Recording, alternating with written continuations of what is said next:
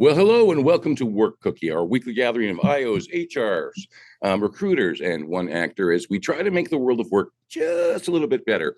And Jeremy, today, once again, I love this topic. Positive psychology at work, cultivating flourishing teams. Great to hear that there's some advice out there because I find teams are not flourishing. We're struggling. Once again, who's leading these teams? Are they actually leaders or are they managing people like pawns on a chessboard? But getting people together and getting everyone sort of on the same page, feeling like they're part of something bigger. So where are we going to lead this discussion today? First off, Tom, let me see. I keep breaking up. Try to give me the hook, or if you can't, if I'm not working out, just let me know. I'll redo my connection here. What we're going to do, I'll go ahead in a couple minutes. I'll post the resources, the references for today into the chat. The main reference I think that we might look at, I found one by Ronald Levine. It's called Positive Psychology at Work, Psychological Capital and Thriving as Pathways to Employee Engagement. I enjoyed this research so much, and this paper that this individual put together so much that, let's see. Nope. Like 15 minutes ago, I was seeing if he was sitting in the audience. 15 minutes ago, I sent him a LinkedIn message and I said, "Hey, I found your article. I'm going to be using that as one of the main pieces today if you want to come and talk on it." So was 15 minutes ago. With any luck, Ron will pop in, but otherwise, we'll continue on here. So first, we got to look at what is positive psychology, and where is it, where did it start and how is it grounded? Because we've got to know exactly what it is. And in general, we're looking at, so in the olden days, psychology was always like, we focused on the negative aspects, abnormal behavior, because we talk about clinical psychology and that kind of thing. So here we're looking at what can we do positively, positive attributes, and what are those things that help with organizations in terms of engaging employees, getting them into a state of flow, and actually impacting the bottom line, Tom, which you often are thinking of.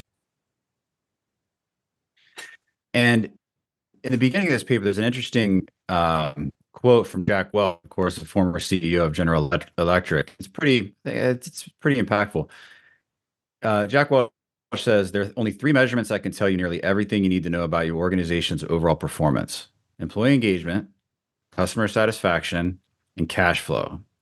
It goes without saying that no company, small or large, can win over the long run without energized employees who believe in the mission and understand how to achieve it."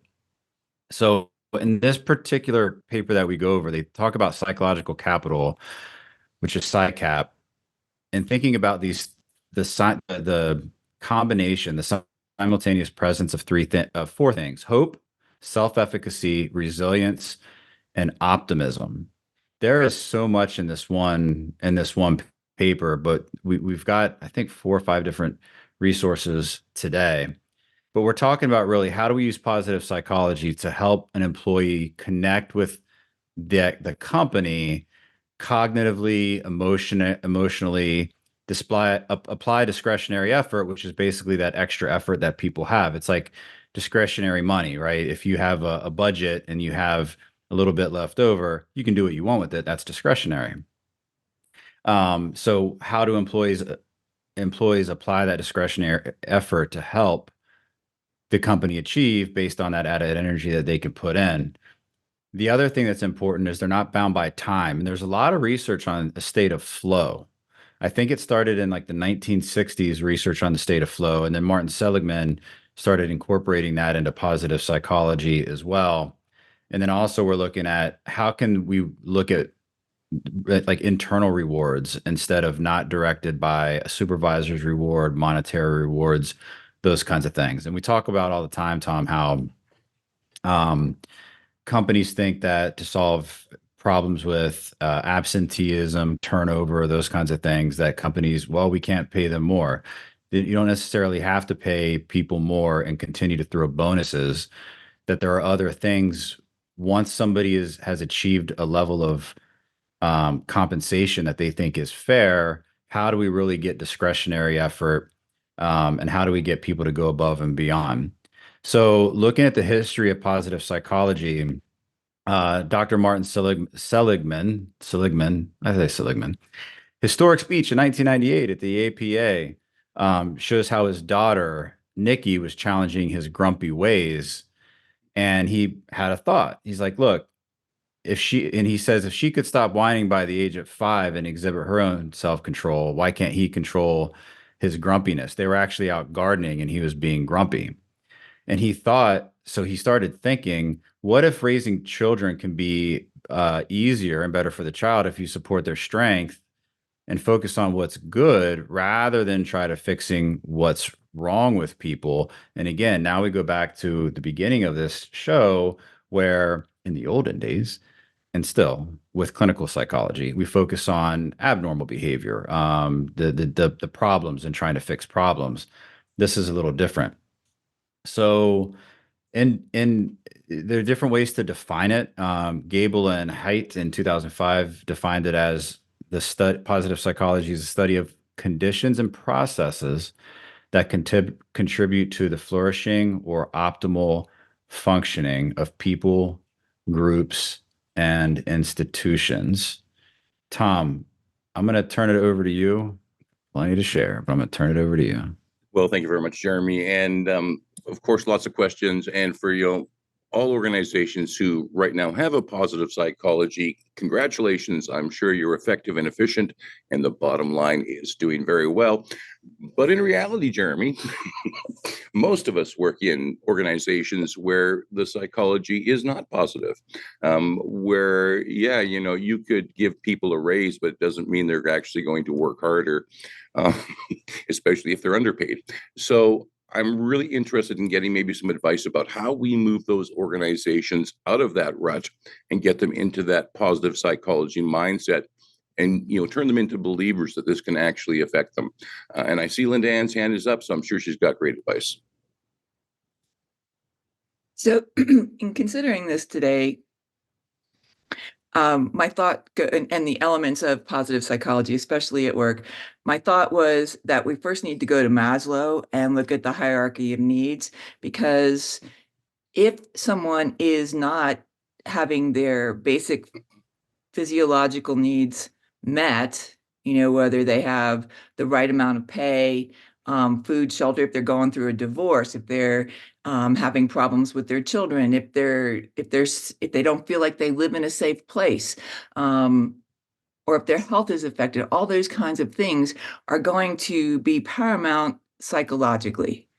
And so I think it's important that as a leader, that you have an understanding of everyone's baseline on the team. If you're looking at trying to get your team to function at a maximum level, then you really have to have a feeling of where everybody is as a baseline before you can build on that and create that, have them reflect on their emotional intelligence, or, how they're connected to the values and purpose of the organization. So I think we need to really look at that piece first and make sure that that's all intact and in a good place before you expect to elevate them to the next level.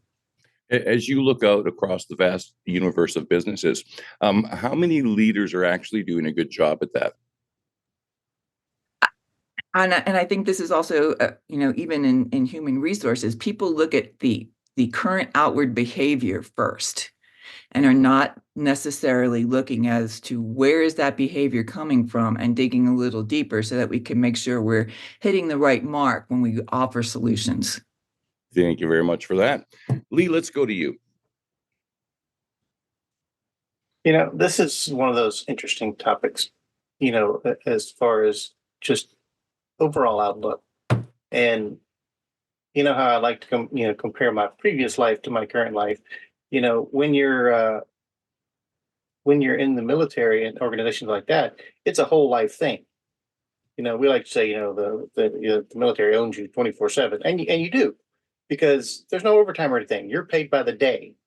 You're paid 365 days, but to that end, you actually can if you're doing it correctly, you care about the whole person.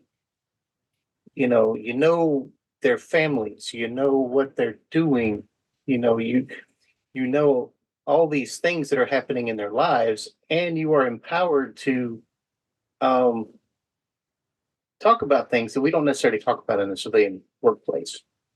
And and little things like we talked about, I think it was last week, where we talked about beginning mental health. In the military, I could tell one of my people, you need to go see the therapist, and it wasn't just okay; it was expected.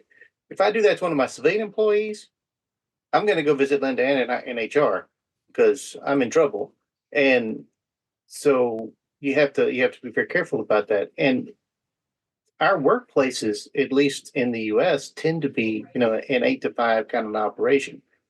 You walk out the door and you don't exist for me until tomorrow. And so we often don't know what's going on in people's lives. And I think that we're really missing the boat there because people are complex and there's so much more. And it's like I say, I hate the term work-life balance because it shouldn't be a separate thing. It's just life balance. If your life is out of balance, things are going to go awry and they affect each other. And so you have to be a whole of person concept, at least from my point of view. You guys can feel free to disagree. It's everybody's right to be wrong. So, so what, my personal approach is that I try to get to know the people that work for me, and I know what they're doing. I know what they're doing. They're going on vacation. I ask about it. They tell me their children are doing something. I ask how it went. If somebody is ill, I ask about it.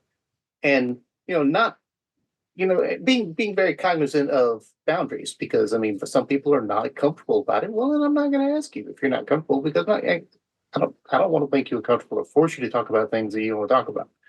There are those people that live in that 8 to 5 world and don't even talk to me after that. And that's fine. I'll respect that. But taking that time to know those people and then to talk about this is where the coaching part comes in too, with the goals. And what do you want to do with your life? Not your work necessarily, but what do you want to do with your life? Where do you want to go from here? Is it within this organization? Fantastic. Is it not? Still fantastic, at least for you, not necessarily for me. But I want to work with them to do whatever it is that they want to do, because if I am investing in them, they're going to return that favor, at least while they're part of my organization. And if I'm helping them to move along a road that's going to lead them to another team or another organization, okay, it may suck for me, but it's worth the investment in the person. And because I'm investing in the person, while they are with me, they give me their best effort. The team that I currently lead, when I inherited this team, morale was just terrible. Turnover was high. There was a lot of fear. It was just not a good place. And, here's the plug for the IO part. So I go in and I bring in, and I start off just by talking to people. What are things like? What can we do better? What do you see? What are you hearing? And I opened the communication because the previous person had really believed in that whole mushroom management thing. And so nobody knew anything. And so it was all fear mongering. And I tell them straight up, it's like, look, unless I am specifically directed that I can't tell you, I'm going to tell you everything, because I believe in transparency, and you need to make the best decision you can with all the information. And you know what? My turnover went to almost zero. And the one person who left was based on a broken promise from the previous people. Everybody else stuck around. People with 1 foot out the door pulled their foot back in and closed the door.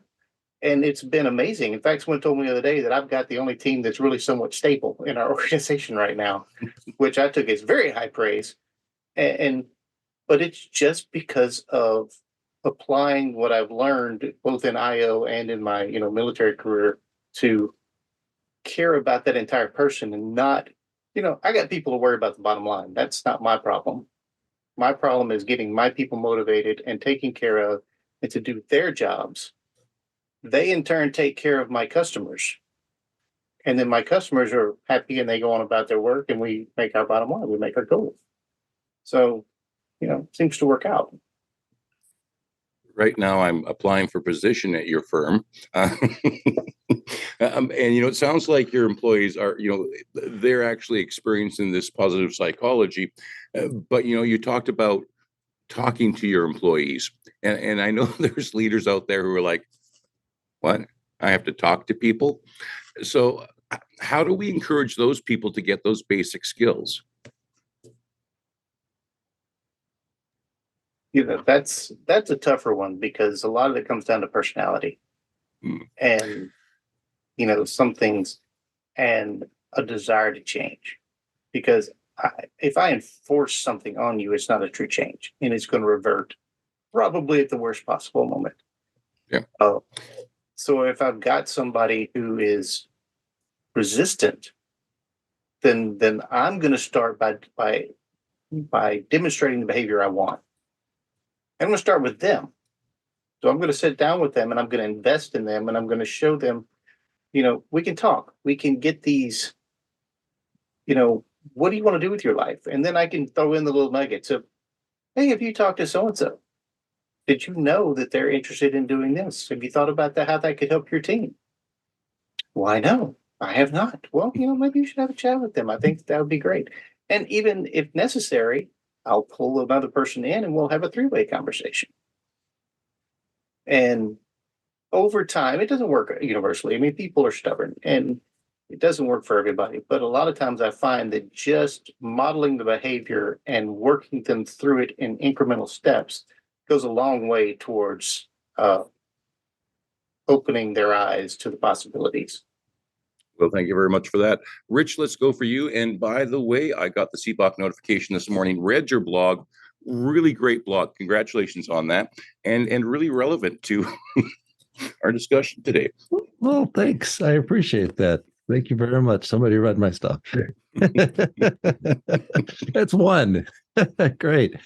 So, this reminds me of organizational development, specifically dialogic OD from Jervis Bush, right? And part of that being, some of the techniques that's used in this dialogic organizational development is appreciative inquiry, right? So building on things that are already working, right, and inquiring about that, because frankly, nobody likes to be told their baby's ugly, and it's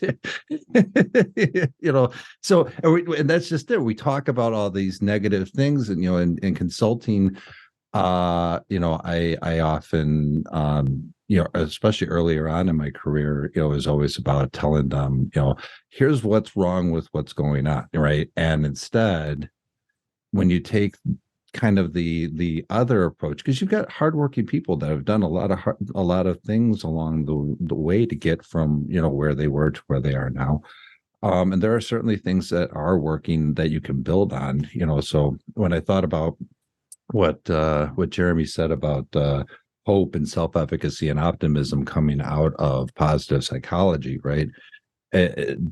Finding out what's already working right now and try to figure out how do we build on that? How do we replicate what's going on? How do we amplify those good things? I just think that goes a long way towards trying to get to, from where we're at right now to where we want to be and fill in those steps there. So, appreciative inquiry, I think, it's one of many techniques that can get us, using, the positive to, overcome the challenges that we have. Step by step, we might eventually get there. And it's nice to know that there actually is, a program out there. Lauren, welcome to Work Cookie. Let's go to you. Thank you. I'm happy to be here. I'm representing the PhDs, active PhD student. So much came to mind when talking about this. I recently just did my preliminary examination on, supervisor interventions for helping their employees who are experiencing mental health difficulties. And I think this goes along with the positive psychology aspect. And when we talk about humans, it's never straightforward. And when we talk about psychology, it's never straightforward. And now we're talking about positive psychology. The couple things that came to mind, looking at social exchange theory, right? The fact of you're going to, over time, want to give back to me what I give to you. And so I think a lot of that relationship, and similar to how Lee was describing it, if you put that out there, eventually it will come back. And so I think if our managers and our employees are adopting more of this positive perspective, we're going to start to see our peers and the organization kind of shift towards that. It won't happen overnight, of course, but I do think with social exchange theory, we can see that there is that exchange of whatever you give, you will get, as well as conservation of resources, right? So if I feel attacked or like I'm not in a safe place, I'm going to conserve my resources. I'm not going to give you any extra of what I have. And so I think we have to look at that as well when we're thinking about how can we bring positive psychology into the workplace.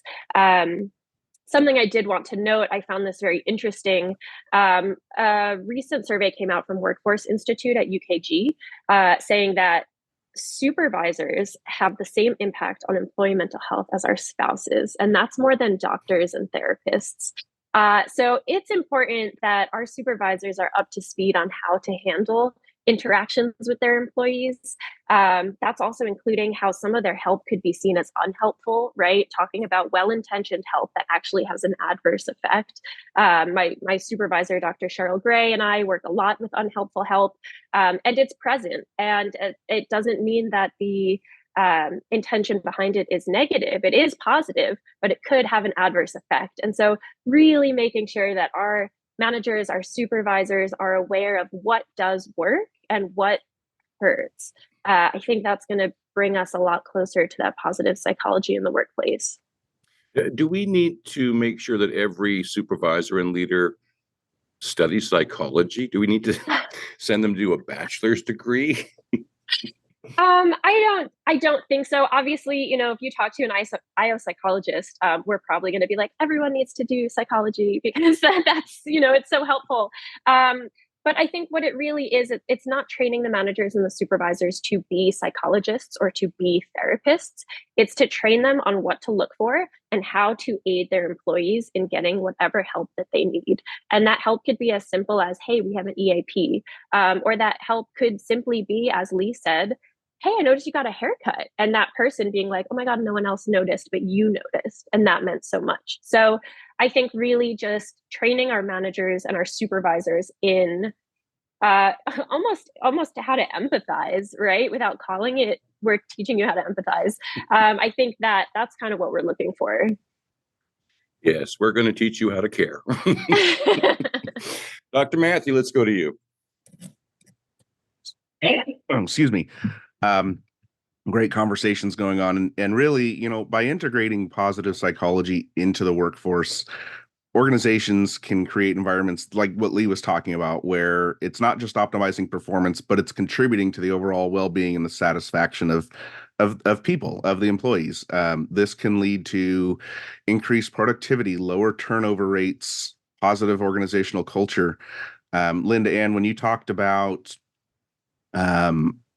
Maslow and the hierarchy of needs, that reminded me of the conversation a few weeks ago about going from perks to purpose. And really, once that foundation of that immediate need has been met, and now you have people that show up, how can we then support them in positive ways, in ways that encourage overall health and wellness and productivity? They enjoy coming to this place. It's a job, and they would rather be on vacation somewhere. Sure, wouldn't we all?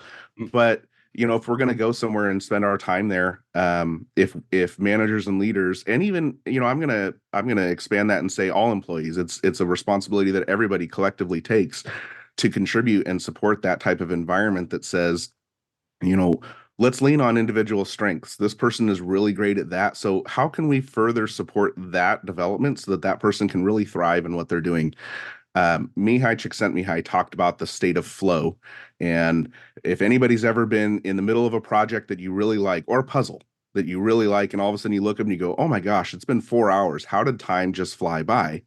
Well, it's not that time magically moved faster, but it was that you were so ingrained, you were so enjoying the moment that you didn't realize everything else that was going on. And so really that positive psychology in the workplace, it's taking those small steps like Lee was talking about to build that culture, to build that group that can get people closer to that end goal. It's an ongoing process. It's not a one time here's the magic solution and poof, you have it. It's built. You built those structures in place. You put the people, you provide resources and development opportunities to really educate people and get them involved in that ongoing process. Let me ask you, can this go too far? I mean, I remember reading about Silicon Valley and the tech companies where, they want to look after their employees. So, we have foosball tables, we have ping pong tables, we have a cafeteria, we've got a snack bar. We even have some cots you can go and lie down on. In fact, you'll never need to go home again. So do we have to make sure that it's actually focused on giving people what they need, not using these enticements to, just keep people working forever? Absolutely. There is a, like everything, like so many things, there's moderation. And, when we talk about foosball tables and ping pongs and, all these extra bonuses, these perks, this goes back to, again, that conversation a few weeks ago. That's perks. And eventually those short-term motivation things are going to wear off. But if you create an environment, if you create a culture that is welcoming and inclusive, where people are supported in their own individual way, they're welcome to bring themselves fully or to whatever extent they want. You create that positive environment using some of those positive psychology traits that really focuses on the individual and says, Tom, what is your area of strength? What is something that you absolutely love to do? And can we find more opportunities for that? All of a sudden, you're the manager that says, your job is not just limited to this one box of tasks. You like to do these other things? Great. Let's find opportunities for you to do that, because really that also benefits the organization. But primary focus was what benefits you. Now, all of a sudden, you're going to say, why the heck would I want to go anywhere else? I love this place. I get to work on all these extra fun things. To you, they're extra and they're fun. But to the organization, somebody needed to do it. Because we invested the time to get to know you and to really focus on what drives you and what your, how your well-being fits into the overall equation, all of a sudden we can find win-win solutions for us to continue to move forward. Thank you very much for that. Nick, over to you. Yeah, it's a lot to kind of unpack and things like that. And ultimately, I think when we talk about organizations that can apply these things, we're going for an ideal. We're going for how things could be, should be, ought to be. And there's a balance of we can do better, but let's see what the situation is. And I think, we talk about that LindaAnn mentioned the hierarchy of needs. And I think organizations on a basic level have to meet their obligation of fair compensation, appropriate benefits, tools to do the job, and however you want to stack those and whatever pyramid you create. And on the same token, we often forget that the employee has to, give their part as well. Showing up, being present, being productive.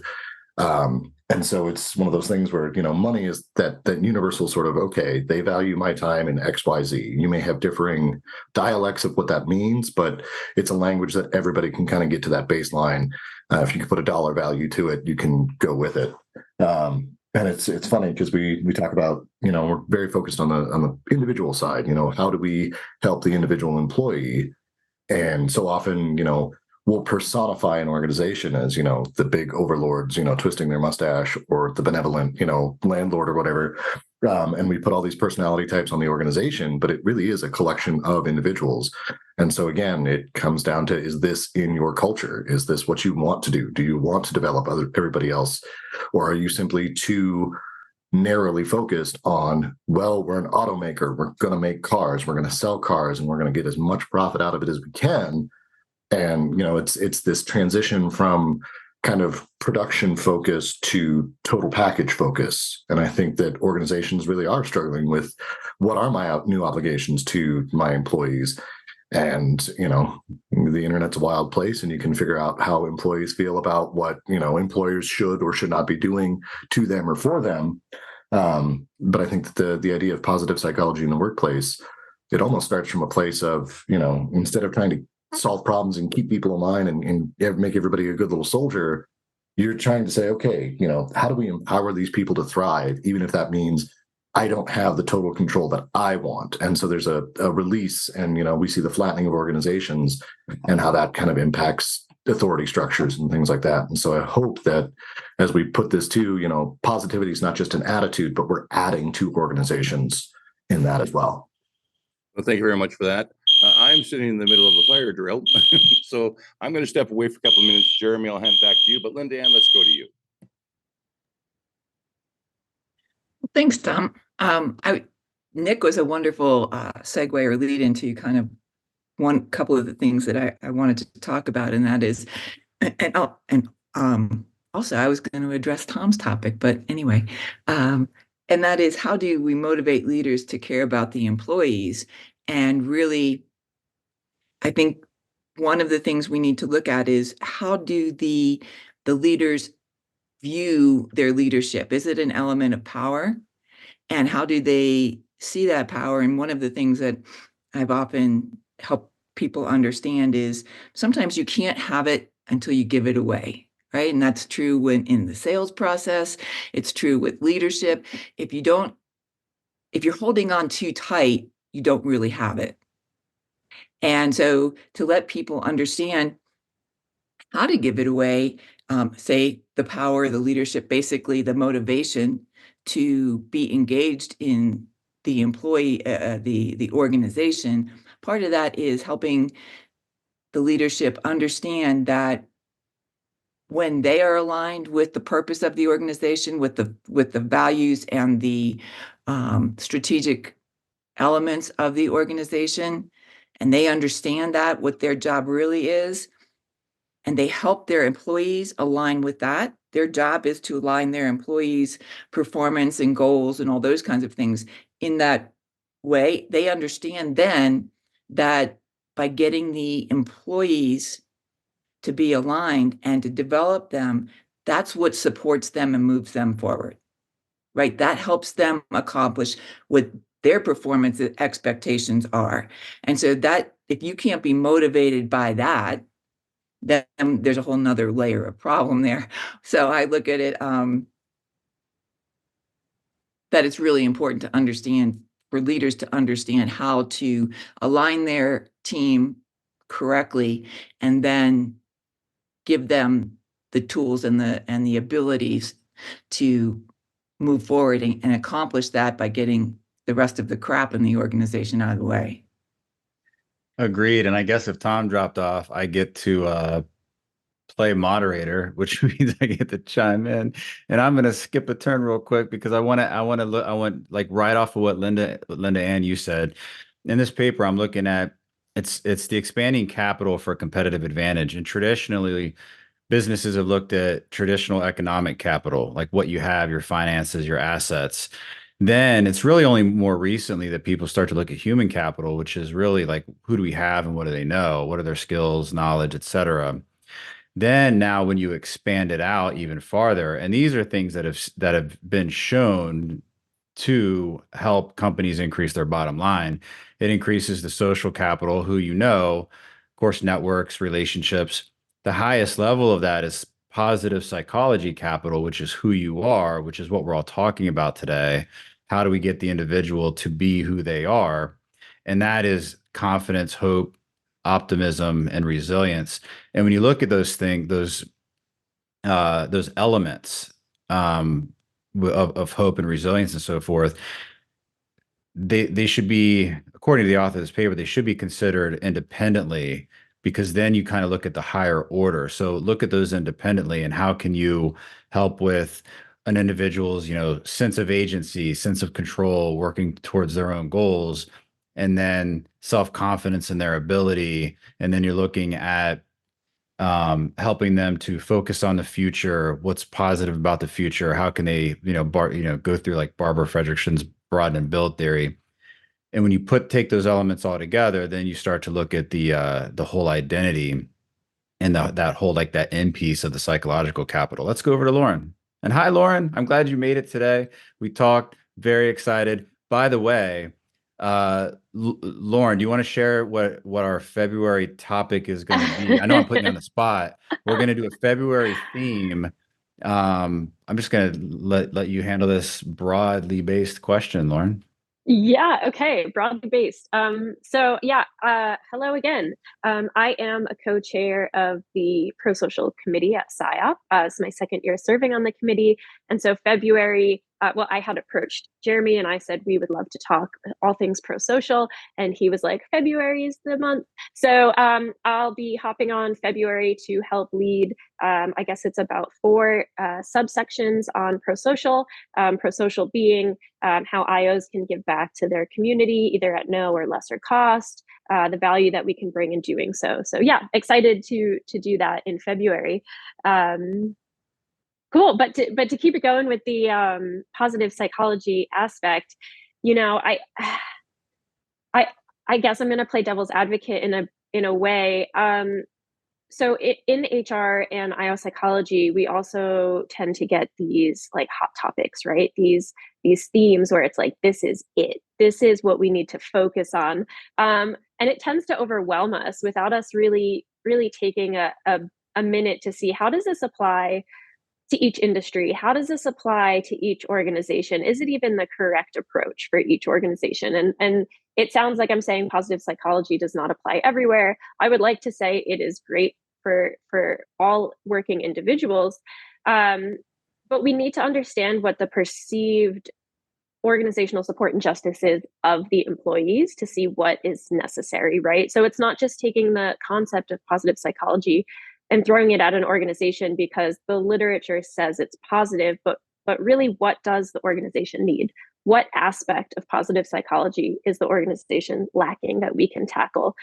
Because again, I think positive psychology is such a large concept that if we don't break it down to what is needed specifically within an organization or a group, it's going to be very difficult to tackle. And going to the representation of a supervisor, they're essentially being the representation of the organization, right? So your employee has a supervisor. The supervisor's actions, what they say, how they handle themselves, that will be a reflection to the employee of how the organization handles itself.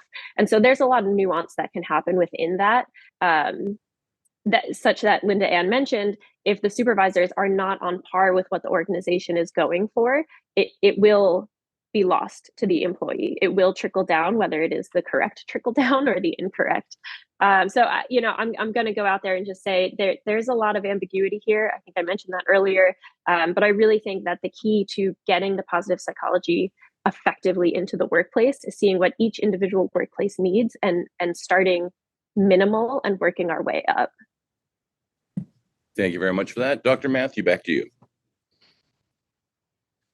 So both Dr. Jeremy and Lauren were, as you were talking, a couple examples came to mind of organizations that I'm familiar or have worked with in the past, specifically when it came to talking about resilience and adaptability.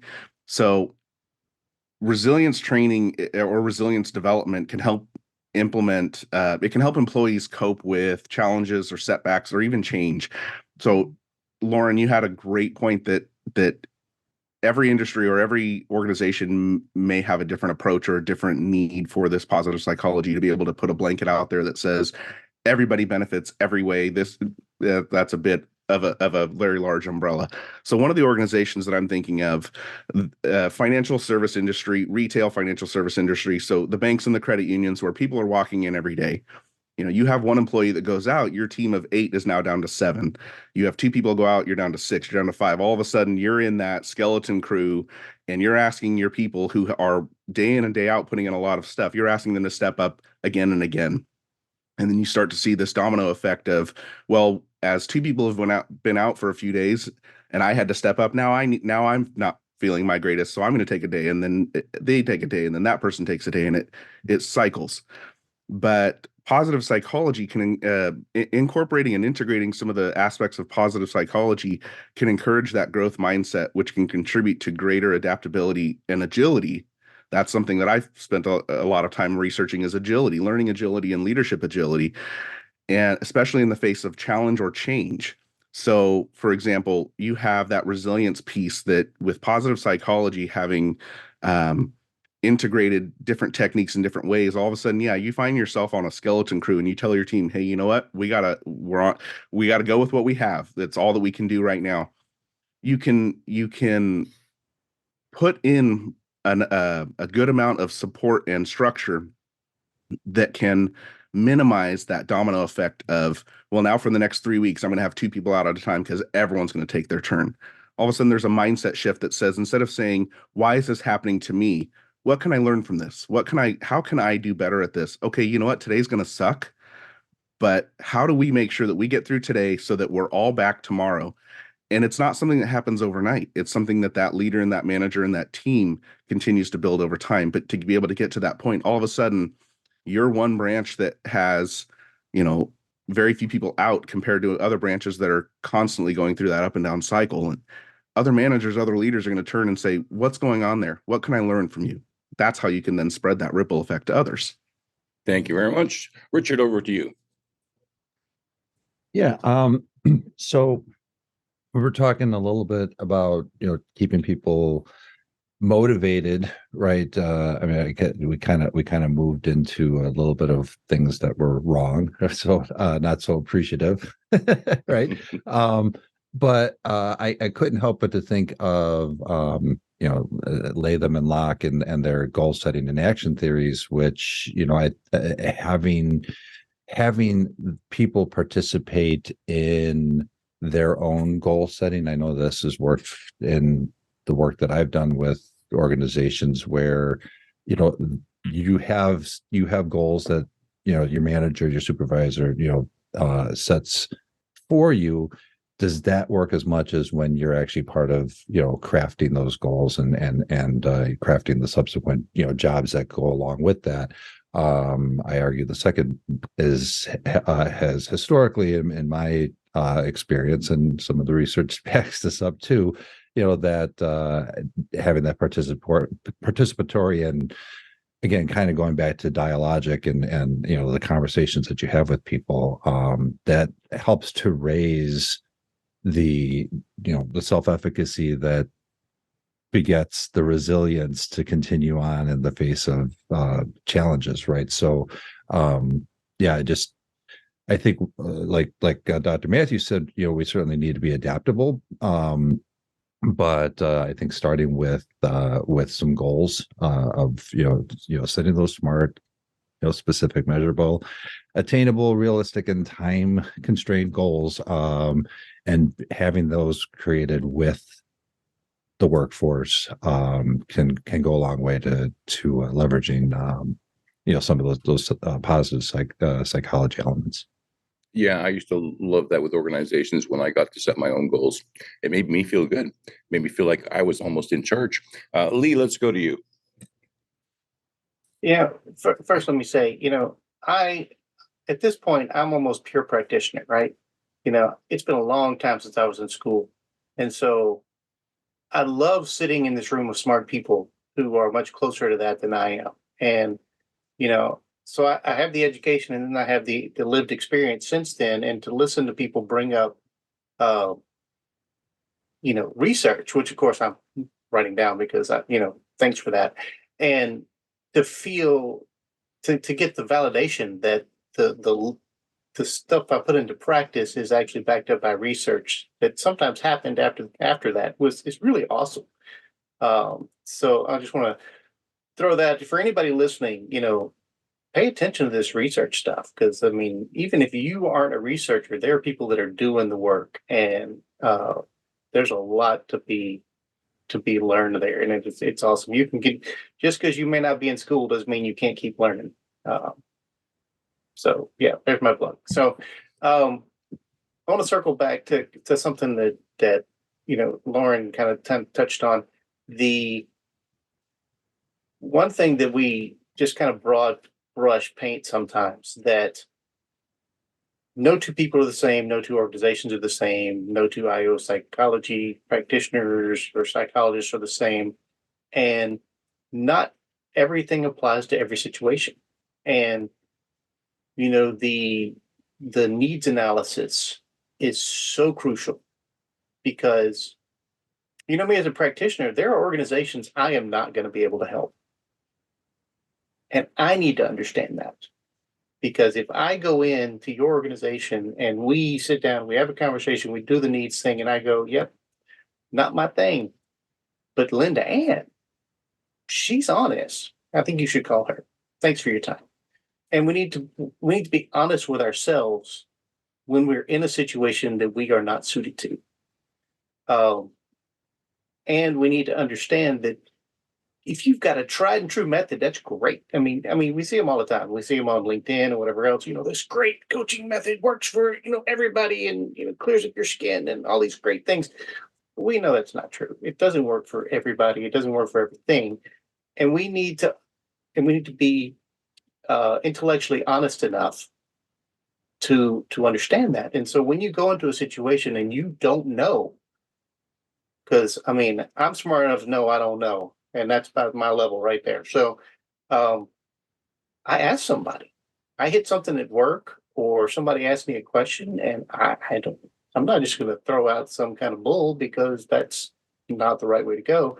So reach out to resources. Look into research, or talk to someone who you know goes down that path. Somebody contacts me and says, "Hey, I'm looking for somebody who can help me with XYZ," and that's not my thing. Well, I know people, and I start referring people and saying, "Look, I can't help you with that, but this person can." And we need to be, as a group, we need to be actually intellectually honest enough to understand that we can't help everybody. We as a group can, we individually cannot. And to the point of everything's not going to work. I mean, can positive psychology work in every organization? To some extent. It's going to depend on the application. It's going to depend on who is doing it, and all the various, all the little, nitnoid things that we go through, and which is kind of what we excel at as IOs, really. But you have to understand that there is no one size fits all, and you have to be, especially if you are a consultant or you want to go into consulting. Put everything you can in your toolbox, but understand that your toolbox is not suited to every task. And it's really better to say, you know what, I'm gonna refer you to somebody than to go in there and fail. And what's that going to do to the organization, to the people in the organization, to your reputation? So we need to, as a community, we have that amazing ability. I mean, a superpower, really, when you compared us to other communities out there, that we will refer each other. And a lot of people are like, "No, I can't let this out." To LindaAnn's thing, "I've got the power. I can't let it go." And sometimes the best thing is to let it go.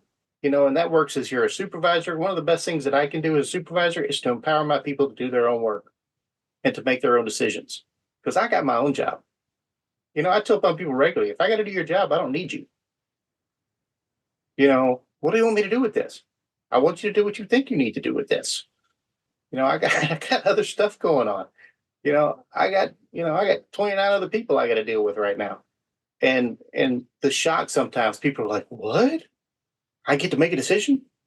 No, you don't get to make a decision. I expect you to make a decision. And and it goes the same way from the consultant side of, either partner with another consultant, or just know when to say, "I'm not the right guy," and hand that, and do somebody a solid. If you know somebody who's got that skill set, refer them. And back to you, Cham. The CBUP team is mighty. I love that. Nick, let's go to you.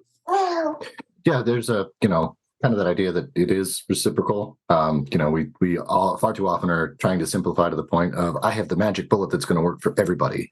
And that's not the case. And, we live in a world where we are focused on like the individual organization, the individual performance. And then we have to zoom out to larger trends and what are the psychological theories, and come back down to how does it apply, and just that constant zoom in, zoom out.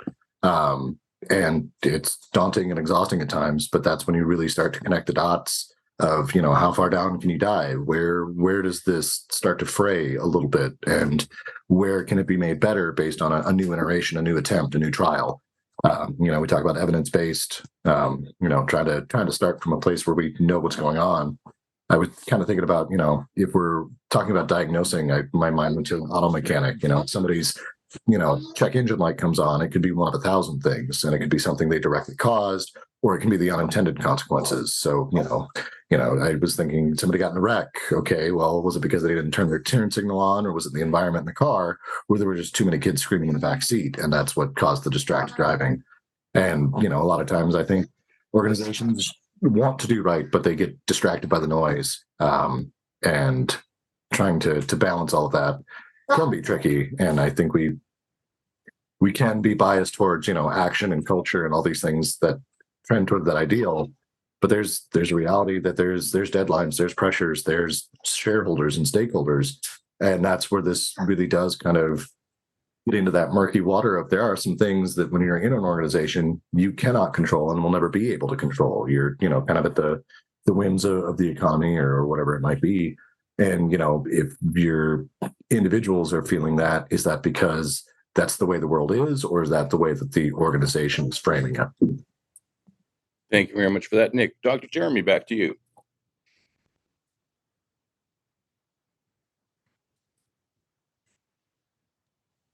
What, I have to turn my mic on, Tom, in order for you guys to hear me? Nick mentioned at the end things that can be controlled and things that can't be controlled. There's a lot of what, whys. No, there's a lot of what, hows, and whys in all these topics. So I'm going to go through a little portion of this particular topic. Again, going back to some little bit of research. So you're leading an organization. You're a manager, CEO, you've got employees. If you have an employee that has vigor, dedication, and absorption, is that a good thing or a bad thing? Sounds pretty good.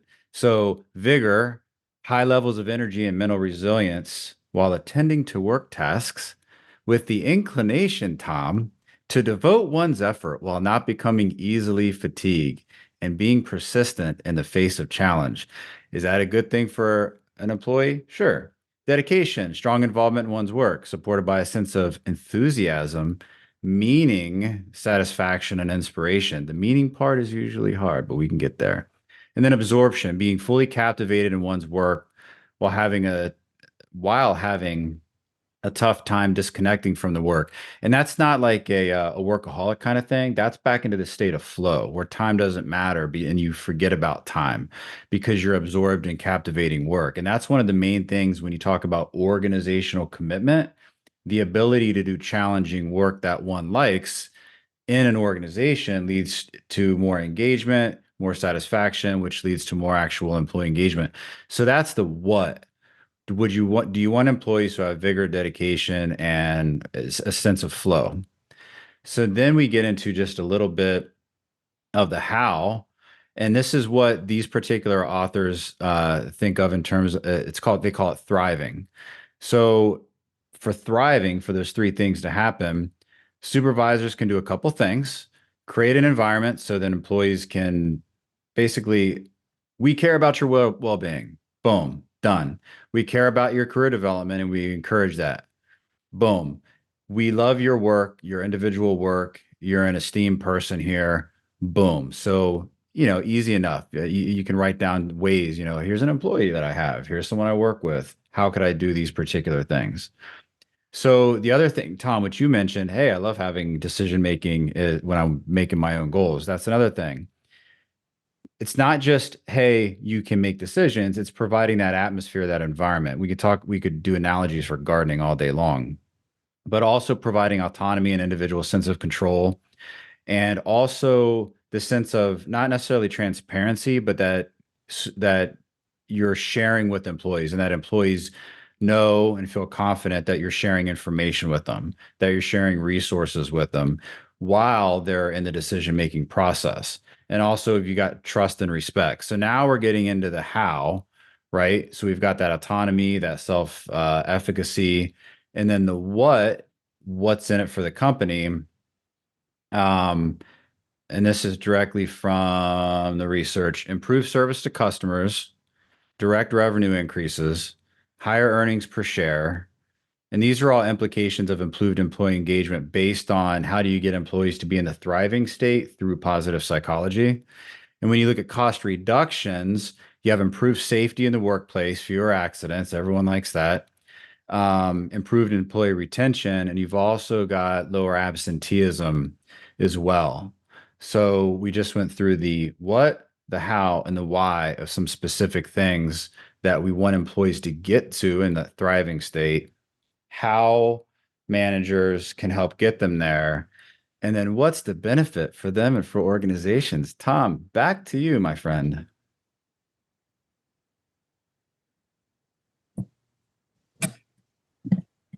LindaAnn, let's go to you.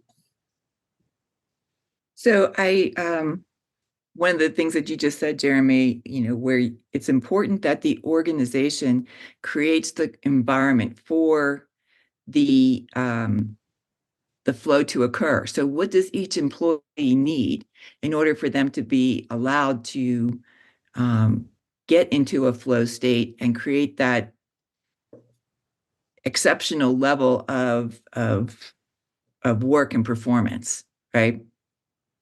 I wanted to address something that Dr. Matthew had said when he was talking about how do we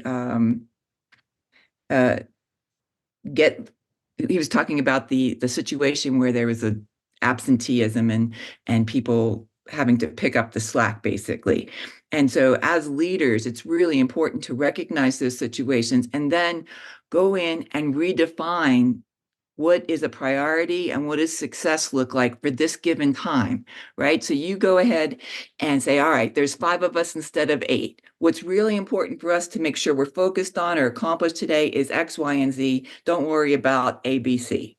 And then if we get this done, then this is a successful day, so that you take that burden off of them of I can't get it all done. And if you're in a project kind of environment, managing the clients in that way is really important as well, where you tell your clients, okay, here's what has changed in the situation. So here's the new deadline. We're just not going to make all these adaptations and keep your old deadline. That's really important in client management in those kinds of environments as well. And with regard to Rich, where he left, oh well, when we talk about performance expectations and goals for individuals, it's also important to, like, one of the things I do with people is look at the job description, make sure that there's performance expectations that align with your job description that are important for the organization. But we also have a professional development plan for you, so that there's 2 separate documents that have identified what the organization needs, and you can have input into that, but these are really the functioning criteria. But let's also create that plan for you and see how they mesh together. But they are defined, documented plans that we can benchmark and pay attention to and remember, right? So Thank you very much for that, LindaAnn. And Jeremy, our time is quickly coming to an end once again. Great discussion. It was so wonderful to have university students here. It kind of reminded me of, I sat through a lot of seminars in university. This is the best seminar I attend every week. So it should really be standard content for all IO psychology students. And Jeremy, after listening to everyone today, can I hire CBOC just to come in and like send me an expert every single week to to work with my staff? Funny you should ask, Tom. Yeah, if anyone goes to cboc.com, we've got 4 universities, 4 businesses, 4 IOs. And it's all outlined there. So absolutely, and we'd be happy to work with you.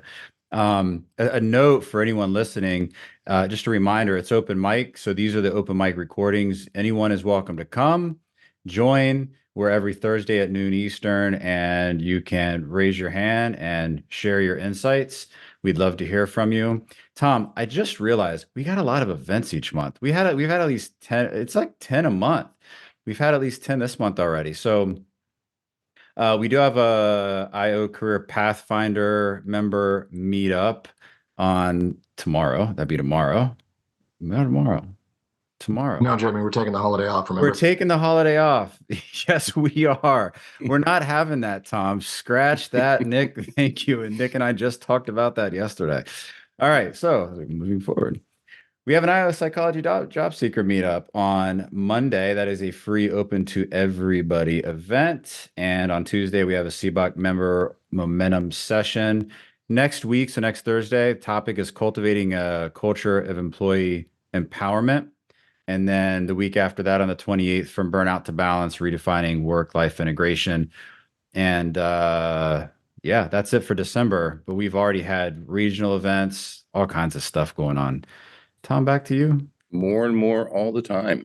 And I will not be here next week. So happy holidays to everyone. I'll see you on the 28th, and we'll talk about New Year's and all those plans, and maybe get some perspective of how we, make the world of work better in 2024. With that, Jeremy, I think we are ready for a wrap. So if you want to count us out, we'll see everyone again soon. Counting out in 5, 4, 3, 2, and 1.